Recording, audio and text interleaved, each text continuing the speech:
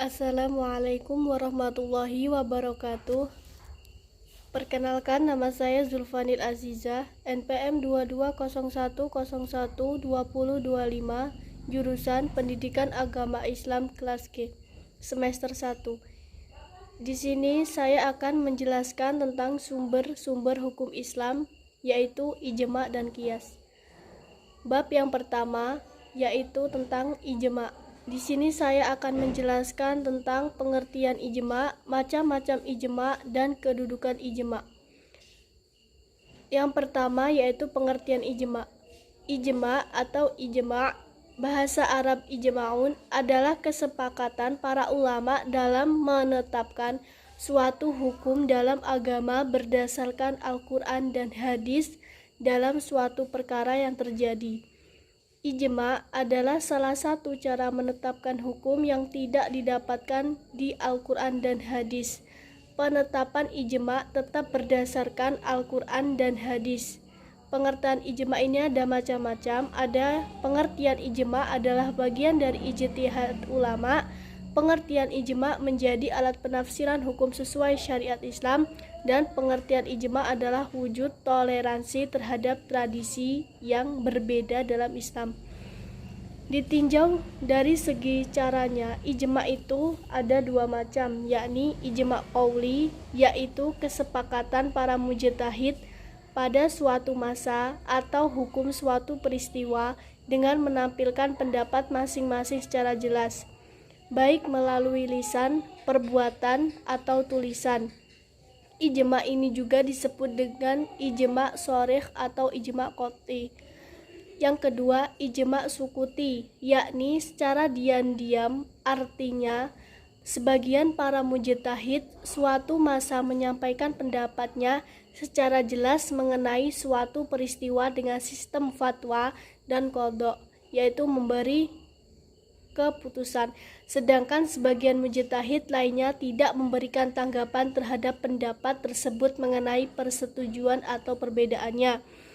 Di sini macam-macam ijma juga ditinjau dari segi waktu dan tempatnya. Ijma ada beberapa macam, yakni ijma ummah, yaitu kesepakatan seluruh mujtahid dalam suatu masalah pada suatu masa tertentu. Yang kedua, ijma sahabi, yaitu kesepakatan semua ulama sahabat dalam suatu masalah. Yang ketiga, ijma ahli Madinah, yaitu kesepakatan ulama-ulama Madinah dalam suatu masalah. Yang keempat, ijma ahli Kufah, yaitu kesepakatan ulama-ulama Kufah dalam suatu masalah. Yang kelima, ijma khalifah, yaitu kesepakatan 4 khalifah. Khalifah yang pertama Abu Bakar, Umar, Utsman, dan Ali dalam suatu masalah.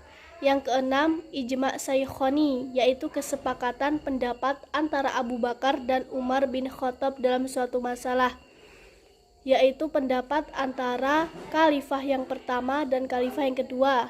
Yang ketujuh atau yang terakhir, ijma ahli bait, yaitu kesepakatan pendapat dari ahli bait atau keluarga Rasul.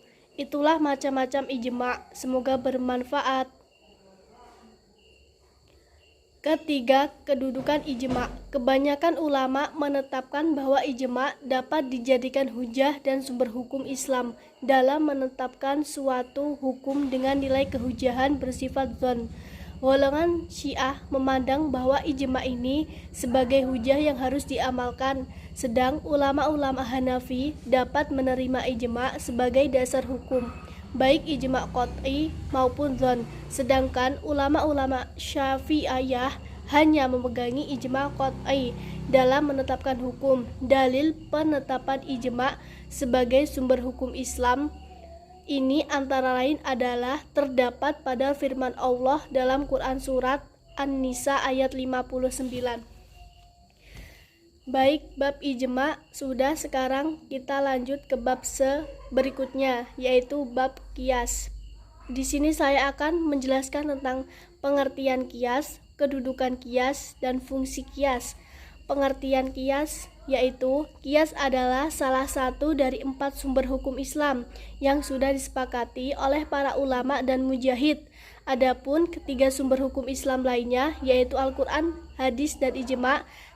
Secara bahasa, kata kias berasal dari akar kata koso yakishu kiyoshan yang berarti pengukuran. Selain itu, secara bahasa, kias berarti sesuatu tindakan untuk mengukur suatu hal atau peristiwa yang kemudian disamakan. Para ukama usul fikih mengatakan bahwa walaupun kias sangat beragam tetapi masih mempunyai makna yang sama. Yang kedua, kedudukan kias. Al-Ghazali dalam Al-Mustafa mengartikan kias adalah menanggungkan sesuatu yang diketahui kepada sesuatu yang lain dalam menetapkan hukum atau meniadakan hukum dari keduanya.